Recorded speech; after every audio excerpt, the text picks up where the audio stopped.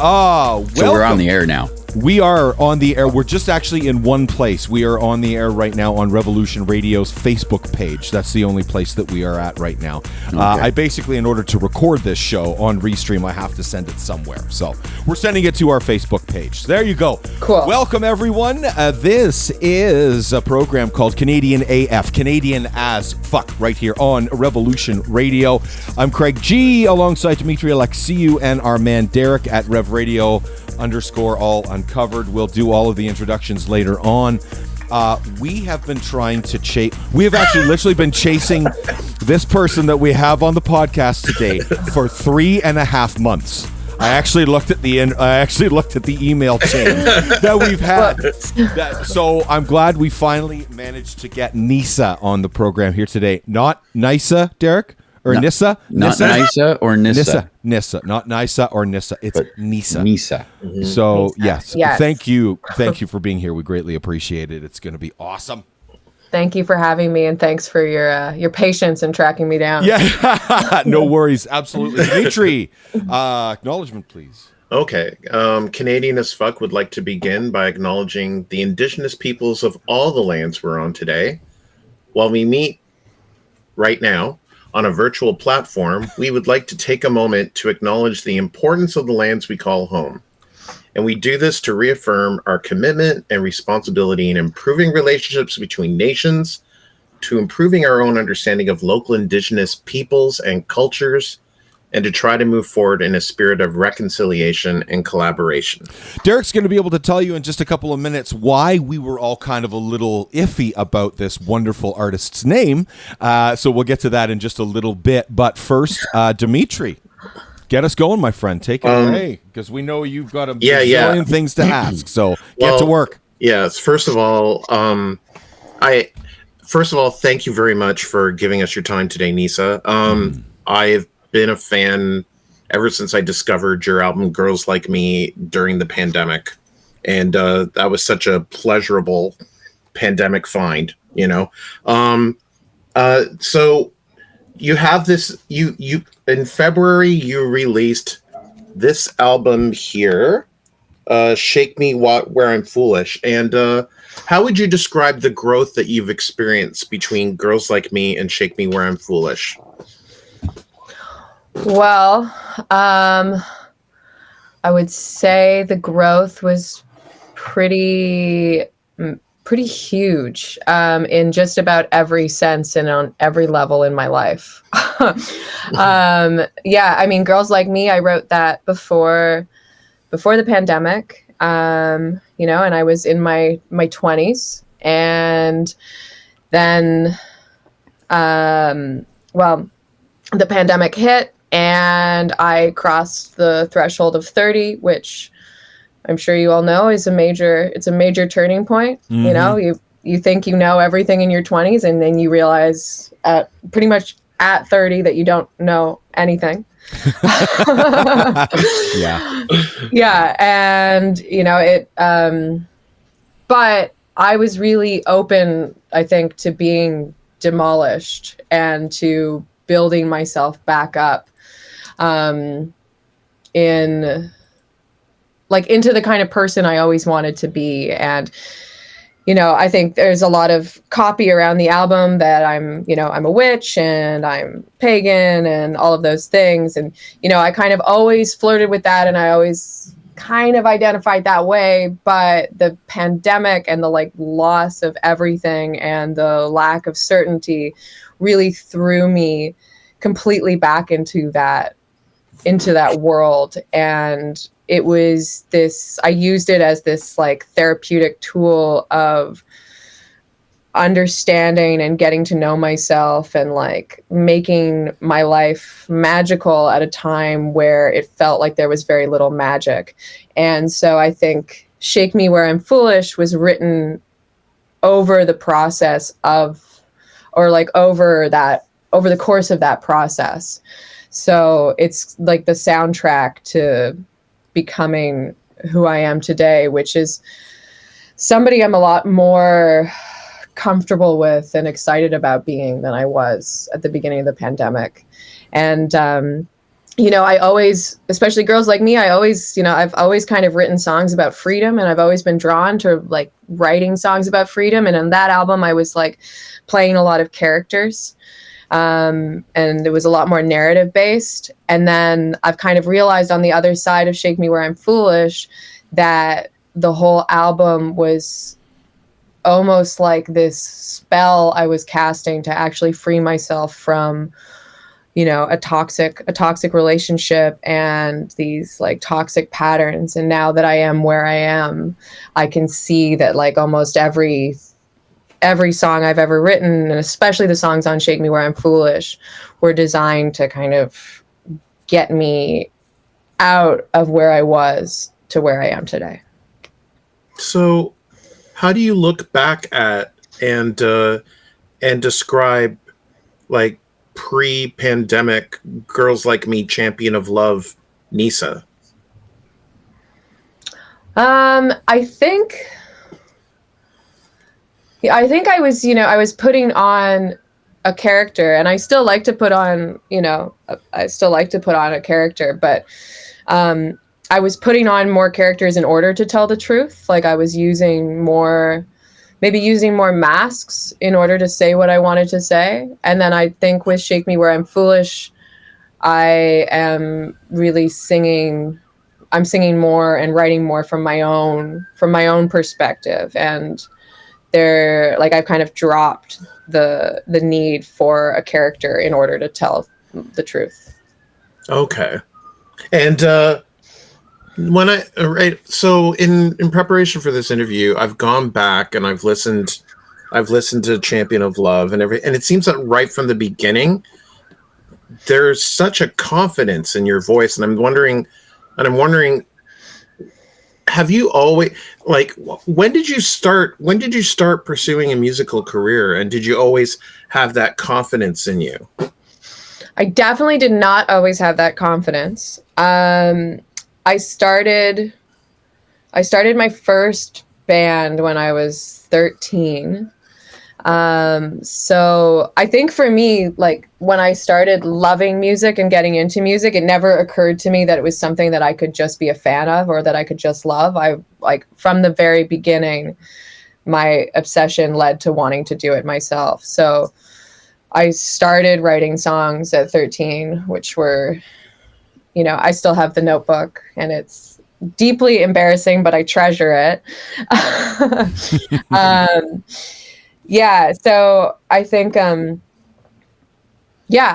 been doing this now for 20 years, I guess, which is over 20 years.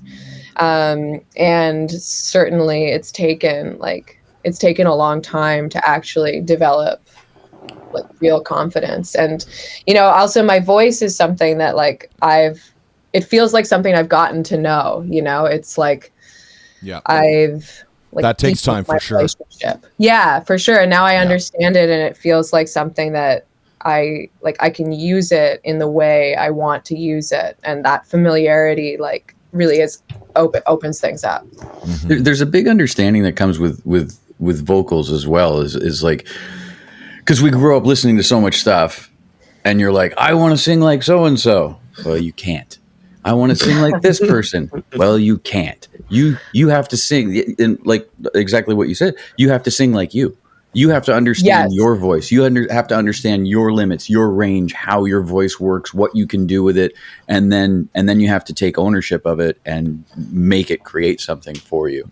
Yeah, which is something I found a lot of singers don't actually. A lot of singers starting out, they don't get it. They always want to they want to sing like Ariana Grande, or they want to sing like the Eurythmics, or they want to sing like Celine Dion or Mick Jagger or who have you, right? Mm-hmm. And they're just like you can't do that.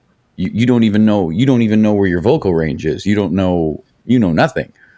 But it's really listening to the two albums that you've got, just like you can hear there's a very distinct difference. Progression? Yeah, there's a very distinct progression between the two albums of you sounding as if you're actually like really owning your voice in this latest album as well. Thank you. You're welcome. Yeah, I think it's an interesting point too, and I do think a lot of people kind of stop at trying to sound like one other specific person, and certainly, like, you know, I have my favorite singers, which we'll talk about shortly.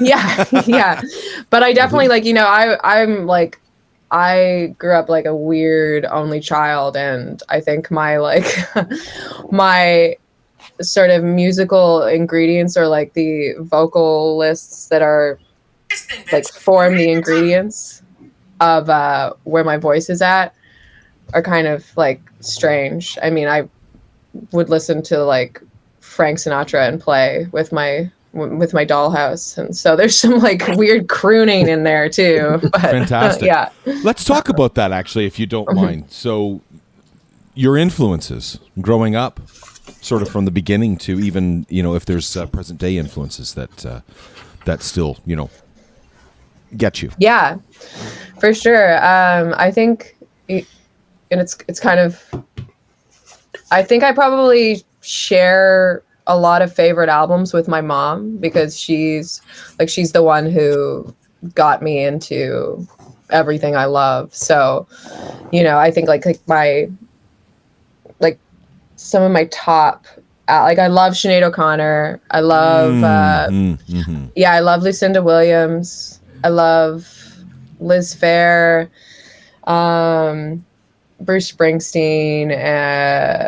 I also love a lot of like 80s stuff. Like I love the production on like Prince and Gary Newman, and I love the Cars, and I also love Bob Dylan. And like, I just, you know, I think for me, like making music, it never, maybe at the beginning, but now it doesn't occur to me to like try to make any one kind of music. I just want to make music that I want to hear that I haven't heard yet, and kind of pull from everything I love, all at the same time, or, you know, at separate times. That's brilliant. Well, one thing I can say is that when you're finished with music, you can work at Revolution Radio here, because you just hit you hit literally every single artist that we play on this station. So sure. Oh, nice. Awesome. One thing never mind. I'm gonna shut up. Go ahead. Well, I was just gonna ask. One thing I noticed with "Shake Me Where I'm Foolish" is that there seems to be much more of a full band sound, and like, whereas like I felt like Girls Like Me and Champion of Love, like they had more of like an electronic, like more a sparse sound, and I was wondering, like, was that intentional? Definitely. I think, you know, definitely those first two albums, I was purely a solo artist, and I did have musicians play on it, and there are like live elements, but I was sampling everything that was performed. So it's all very like on the grid and like chopped up, and I mean, I love doing that, and I love like working with Ableton and working with engineers, and that's super fun for me. But then coming out of the pandemic, I did not want to be alone. I did not want to be doing things on my own. So it was like, okay, let's put together a 7-piece band and let's like play some shows and make an album that way. Seven. Yeah. That's fantastic. Yeah. Wow. Mm-hmm. Yeah. So what was in there? Yeah. What's the instrumentation? What's all in there? Sorry, don't mean to cut you off. No. Like vocal. I mean, some certain people are wearing a couple of different hats, but like synths, vocals. There's some flute. There's some like organ, guitar, bass, drums, percussion. Yeah. Are you gonna get the liner notes out? Look at you. I can get the liner notes out. You know. Yeah. So. Okay. So. The list. Yeah. Mixed, mastered, vocals, Nyssa, and then you got guitar, and then programming Lucas Chung, drums, percussion Jay Anderson, who's married to a friend of mine. You know. And I love Mary. Yeah, no, I haven't seen her in a year or so. I miss her. And then Bass, Brandon Lim. Backing vocals, guitar, synth, percussion, Jessica Burgess. Backing vocals, flute, keys, Koza. Piano, organ, Brandon Swanson. And yeah, so there's a full sound on this one, you know, Yes. well, yeah. So that was a You'd say that was a reaction to being quarantined and things. Yeah, and I think also, I mean, before with Champion of Love and Girls Like Me, I was writing everything on Ableton, so on my computer, and I love Ableton. yeah, and I mean, it's the best, and I love it. But I felt pretty screen tired pretty quickly in 2020. So Oh, for sure. Yeah. yeah. So that would get to the point where you're like, I just want other people to like vibe off of kind of thing, right? Instead of vibing off of a screen. Well, no, it was more like writing. I actually was really lucky. My friend in New York, Leah Hennessy, it was an amazing project called Hennessy. She started a songwriting group at the very beginning of lockdown. So we met up every week. And we all basically like had to write a song. We had a week to write a song, but everybody wound up writing a song in like the final hour before we all met up. So I started playing guitar again, which I hadn't done since I was like a teenager. And so I actually wrote these songs on guitar, which that's not how I wrote, Champion of Love or Girls Like Me. Yeah. So that sort of dictated it.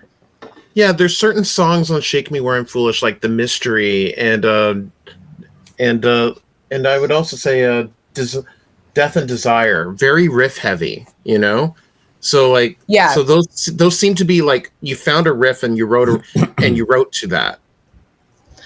Well, it was more like, I mean, a lot of the riff stuff was like the guitarist came up with, but like the actual like lyrics and melody and everything, like I wrote all that, like the song, I wrote the songs, but yeah, it was,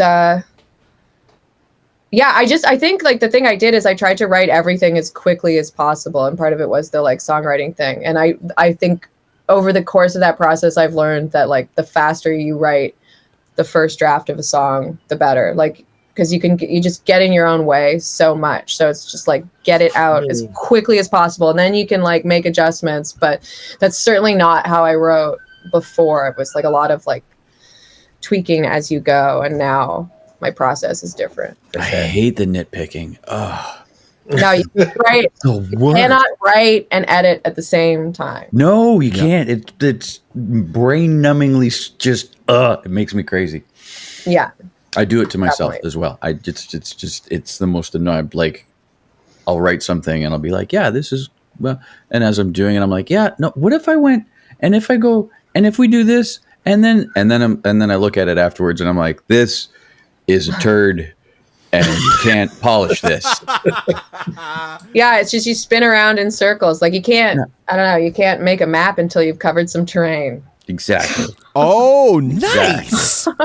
Well said. I'm going to put that on a postcard and make tons. We're going to make posters out of it and sell them online. Thank you, Nyssa. I appreciate it. Nyssa will get 12 cents per every poster we sell. That's right. Yeah. Perfect. Exactly. Derek, did you have a question that I cut you off before? Yeah. Yes. You ignorant sod. Okay.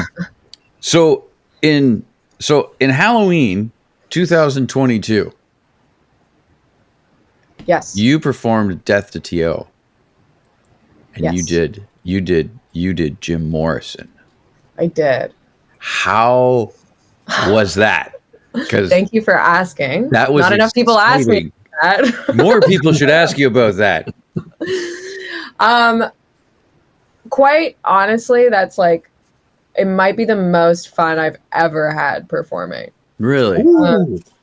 Yeah. So that Death to T.O., it's like a Halloween concert series. It happens every year at Lee's Palace Dance Cave, and a bunch of Toronto bands do cover sets as other bands.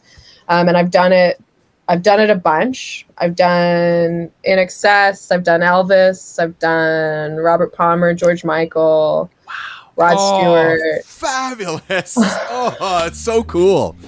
Yeah, and it's the best, and it's actually like, I kind of treat it as like a form of possession in a way. Like I really like do my research, and I like try to do the dance moves, and I like really try to like get into character. So I mean, I love it. Like as a performer, like I feel like I have little pieces of all the performers I've like stepped into the shoes of. But hands down, Jim Morrison in The Doors was like the most, I mean, I could easily just sound insane, but it was the most like spiritual experience of all of them. Absolutely. I totally get it. Yeah. Yeah. And I like, it took me a long time to like The Doors. I was a bit of a hater in high school, and I was like, ugh, like people are so annoying about the way they like The Doors. But then I had a moment where it clicked, and I was like, oh my God, this is amazing. That's so cool. What song did you do? We did like Riders on the Storm, Break On Through, Nice. Light Light My Fire, and then LA Woman, which was like, Ooh. Awesome. it was honestly, the part like coming out of the Mr. Mojo Rising part, Yeah. when it like picks back up, I felt like, yeah, I felt high. It, like yeah. I literally felt like I was like flying. That's friggin' awesome. Yeah. Oh my God. It was amazing. If I may, we had a fella on our program by the name of Rich Chicky, who's just a producer extraordinaire, Canadian guy who's now living in the States. And he talked about one of his favorite pieces of equipment ever being the Telefunken U47 microphone. And I had this great story that I've known for years of when Jim Morrison went into the studio for the first time, and he saw the Telefunken U47 microphone hanging from a stand, and he looked at it and he went, oh my God, that's Frank Sinatra's microphone. Because Jim Morrison, wow. Morrison was a huge Sinatra fan. Like Sinatra was his like idol, right? That makes so much sense. Yeah. You know, if you think about their two voices. Yeah, because right? he's crooning. Morrison was so a crooner funny. for sure. Yeah. Yeah, but it's so funny to follow the like, like Frank Sinatra to Jim Morrison to like Ian Curtis, because I had that. Ian Curtis. Ian Curtis is doing Jim Morrison, who's doing Frank Sinatra, which like talking about finding your unique voice. Maybe Frank Sinatra is the one that you like. If you try to emulate Frank Sinatra, you'll probably wind up at your own voice. Yeah, exactly. That's how everyone gets there. Yeah. Alanis Morissette, she did Sinatra impersonation. Right. Now she does Celine Dion did Sinatra, and now she's, Yeah. Now, right. when you did that show, did you Jim Morrison that show? Did you stand with your back to the audience for the beginning? I didn't. I started pretty subdued, and then I wound up writhing around on the floor. As one does. Perfect. Yeah. As one does. Yeah. So you basically did the first two songs with your eyes closed, essentially, is what you're saying. Yeah. Pretty much. Yeah. That's Yeah, fantastic. and then I built it up. But it was also fabulous. It was so. My friend is like a super, super Doors fan, and he happened to have the vest that was made for Val Kilmer for the Doors movie. Cool. Wow. So I got to wear that. Oh Wow. Really, Val Kilmer really cool. he did a really, really excellent job in that film. He was And good. Awesome. He did. He killed it. He Awesome absolutely job. killed that. You forget it's Val Kilmer when you watch that. I do. that movie. 100% I do. It's Yeah. so funny. I was just talking about with my family just yesterday about Val Kilmer being at the top of his game with things like The Saint and Tombstone and Top Gun Tombstone, and he's all of the amazing in. Tombstone. I'm your Huckleberry. He's literally the coolest character in Tombstone, right? Why, Yeah. Johnny Ringo, you look like somebody just walked over your grave. It's just like he's just the coolest thing ever. And he was great in Yeah. The Saint, and The Saint has an amazing soundtrack, by the way. It does. And and The Doors, he was just spectacular. Yeah. But did you do Death to TO23? I did. I did Sinead O'Connor. What songs Yeah. did you do? Sorry. We all inhaled at the same time. Oh my god. Yeah, what I love. We don't Sinead. like her. What songs did I you love like? her. Yeah, don't like Sinead at all. Not at all. Started with a bit of Foggy Dew. Nice. Yeah, and then Very nice. Mandinka, Emperor's New Clothes, Oh, Troy, and Nothing Compares. of course. Right? You have to finish with that. Oh my Yeah. god. Yeah, Fantastic. and Good for you. It was amazing, but it was also really heavy. Like I definitely cried. Yeah. Yeah, and I for think- sure. You know, now it's Absolutely. my new thing is trying to get people to cry on Halloween. Yeah. Right. How far into your set did you start crying? I think it was like before singing Troy, like between Emperors, it was a 5-song set, so 3 songs in, I like, yeah, I just got overwhelmed. I mean, I've loved her my whole life. Apparently my mom said my favorite song as a baby was I Want Your Hands on Me. I think I like the put 'em on Yes. me. So Yes. Oh, Yeah. fantastic. the whole time. Yeah, I always forget about that song. Do you have plans It's so for good. Death to It's great. TO24? Unfortunately, I'm not going to be able to do it this year, I don't think, because I'm moving to London. Oh, are you moving to London? I was going to Yeah. say, so when we've been talking with, your PR people, they're saying that you're in London, and we thought, oh, we should just, you're on tour there kind of thing, and what happened, and then, you'll come back kind of thing. But I'm looking at the room that you're sitting in right now, and I'm thinking to myself, that's not a hotel. Like No, that's, it's not a hotel. you know what I mean? That's personalized. So Yeah. that's awesome. So you're like literally like London proper. You're moving there.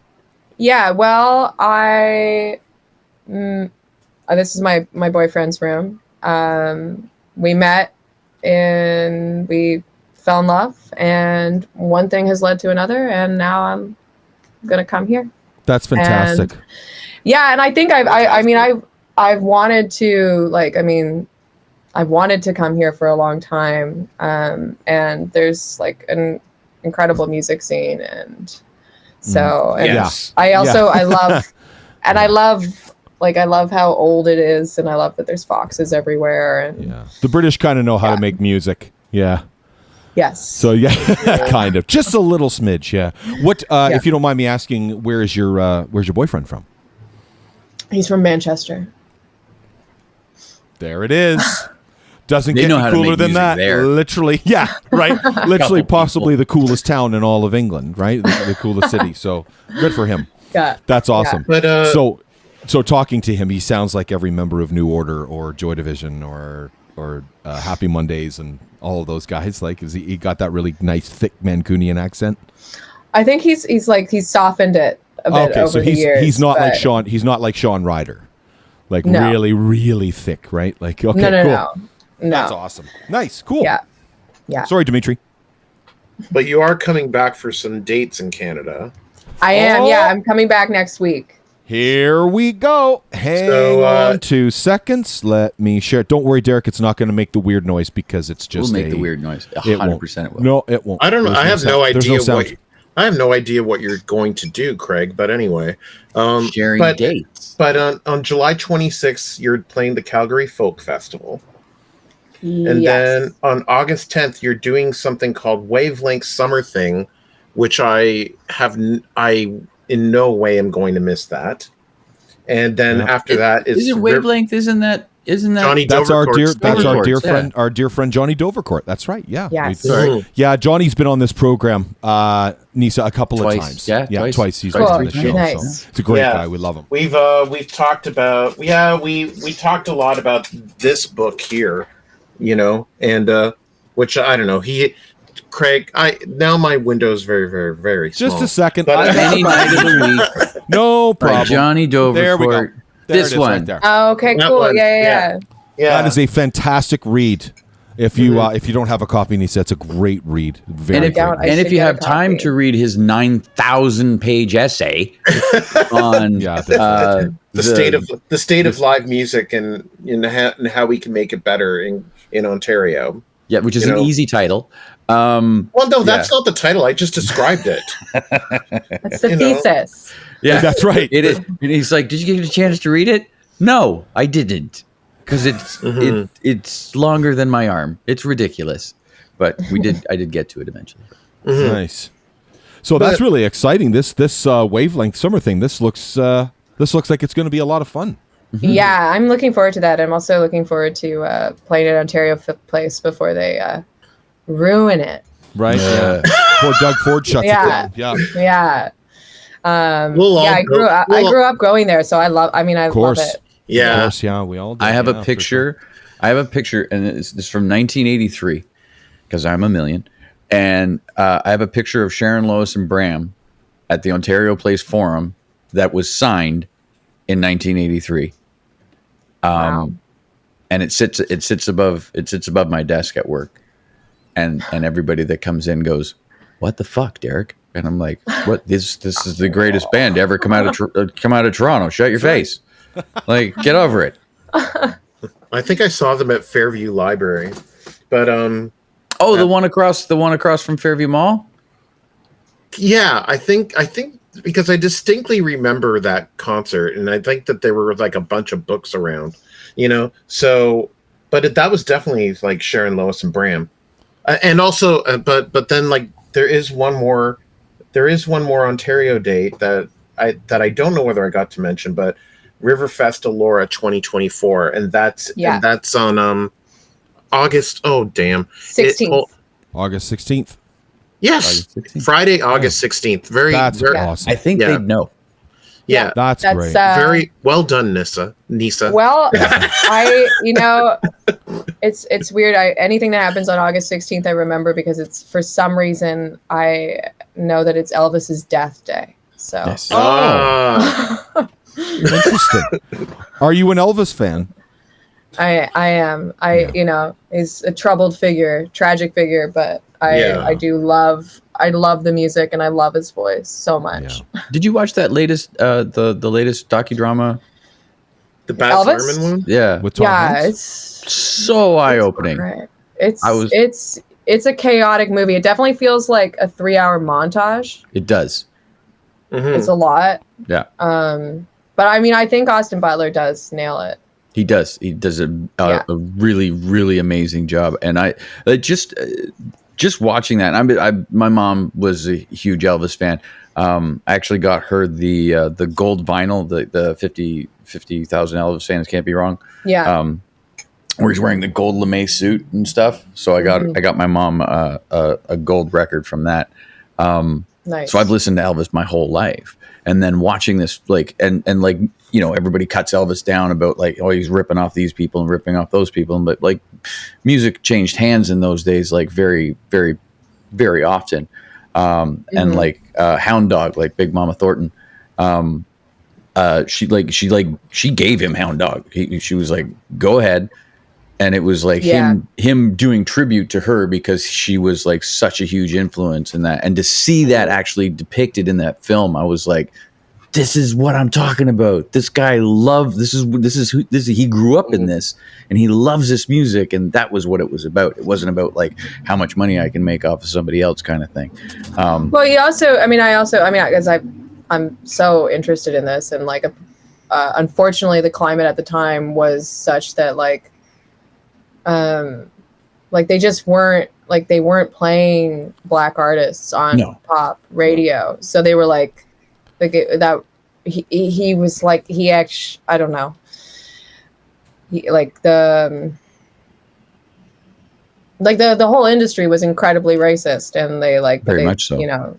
But Elvis, I think actually that Elvis and like the Stones and the Beatles and everything actually did move things forward. It just took so long. Yeah, and I think that their love for like the acts like Little Richard, Howlin' Wolf, and everything. I think that was a very, very sincere love that a lot that a lot of them had. Like I know that like I remember like Brian Jones from the Stones, like just like acting like a little schoolboy around Howlin' Wolf. Like, my God, this is Howlin' Wolf. I'm like, you know. So yeah. Little Richard hated the hell out of Elvis, by the way. Did he? No, couldn't. Like, just hated him. Yeah. Yep. There was a fair enough. There was a, no, 100%. Right? Like, Little Richard claimed to be the king of rock and roll forever. Yes. I mean, he was. He was. Yeah. There was I think it was a Grammy Awards something or whatever, and they were doing something, whatever, and he was up on stage presenting, and he was like, "You fuckers have never given me an award for nothing, so I'm gonna take this one," and he walks off stage with it. He's like, "I am the king of rock and roll." And off he went, and I was like, "Dude, I love you so much." He used to say to Prince as well too that he was the original purple one. Yeah, he used to say that. He used to say that. That's he used to say that. He said, "I was the original purple one." Yeah. So, I don't think Prince really. I don't think Prince argued with him ever. I think he was kind of like, that's probably true. 100%. Yeah, I think can have that. I think Prince owed him a few things. You know. Yeah. Couple. I do want to ask Everybody Nyssa, does. You played Canada Day in Trafalgar Square. Yeah. Or you played June 31st Canada Day in June 30th, Trafalgar yeah. Square. June 30th. Yeah. Yeah, June 30th. Yeah, because there's only 30 days in June. Correct. So anyway, we'll give you one more. It's so fine. I just so I just was wondering, like, what was that like for you? Like Trafalgar Square, like over the seas, and then but doing a Canada Day thing.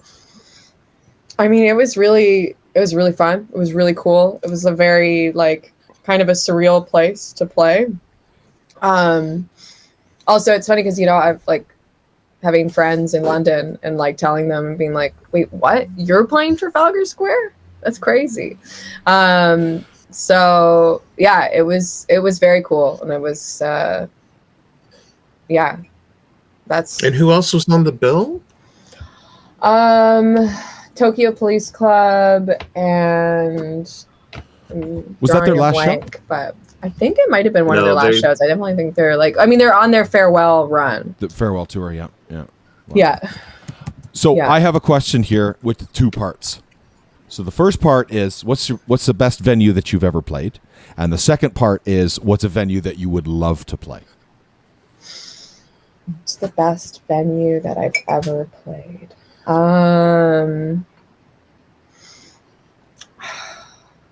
I don't know. I really miss the Silver Dollar. Me too. Yeah. Like I played one of my first shows ever. I think my first show ever actually with my old band, Modern Superstitions, but then we were Superstitions, and I was 15 and it was a Dan Burke show. And we like showed up and he was like, wait, like, how old are you guys? So yeah, I played my first show at the Silver Dollar, and I loved that room. So I really miss it. Wow. It's a weird setup, but a great room. Yeah, it was so cool. Yeah. And I think in terms of venue, I would love to play.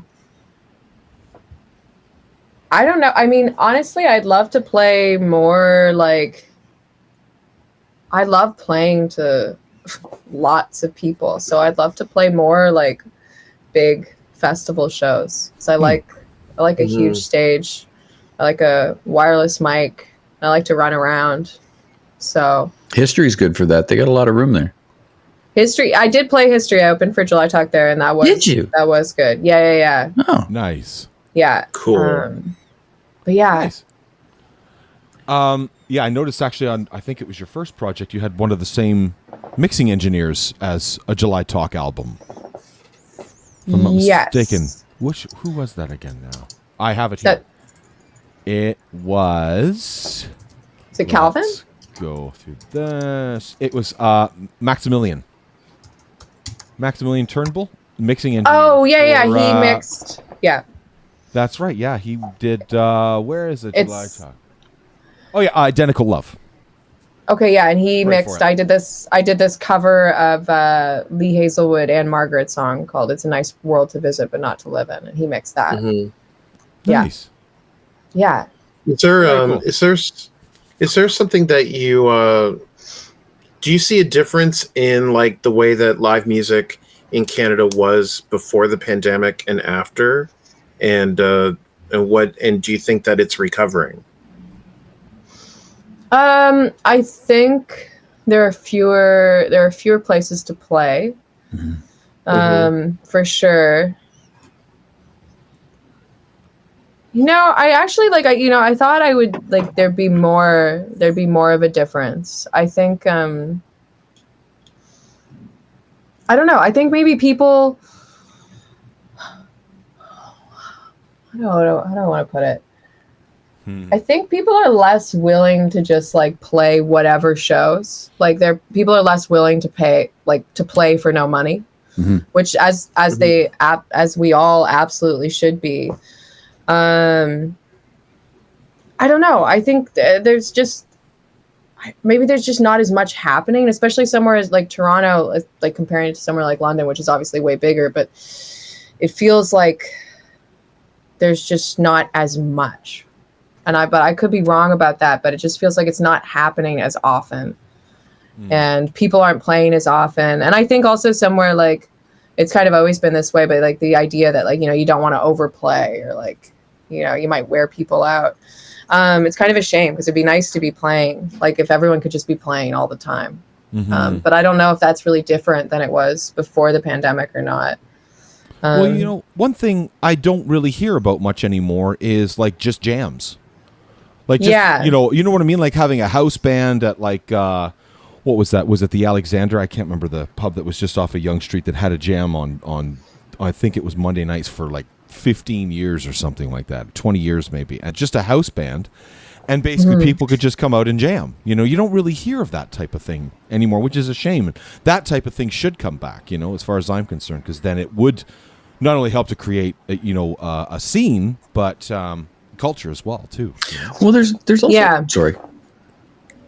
No, I was just going to say quickly, I've spent a bit of time in Ireland. I've done 2 longer trips there, and I have Irish descent.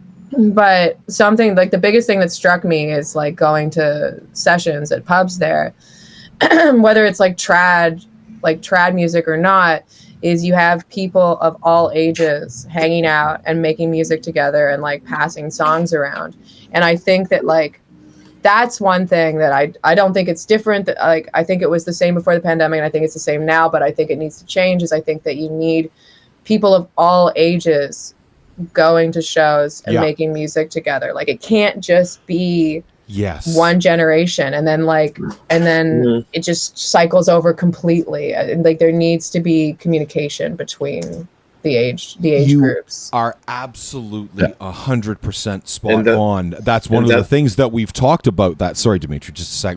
That's one thing we've talked about Jonny Dovercourt with, as well as a few other artists that have mentioned. Bring back the all ages show. Bring back all ages. Bring back a Saturday afternoon at the Cameron House, to just kids.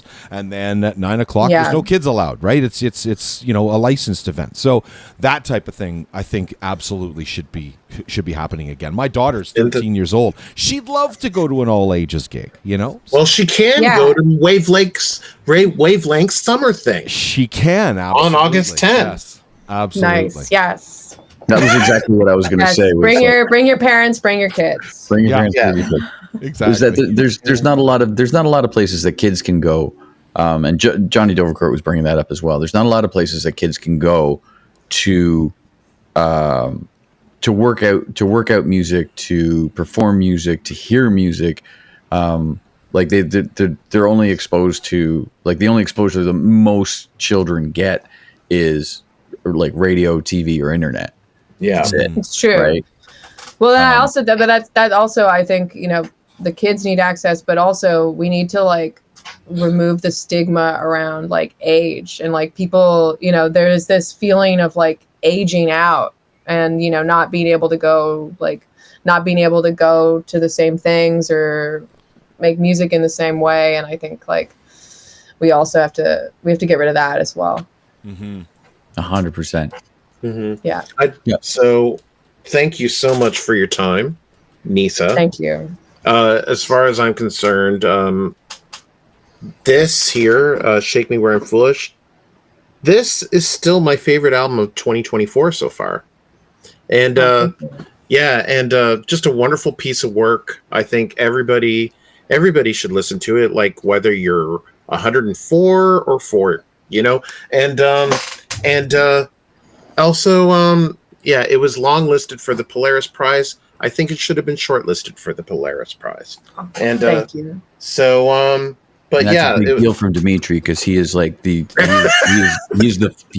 the aficionado on the Polaris Prize. But yeah, it was great to finally speak with you.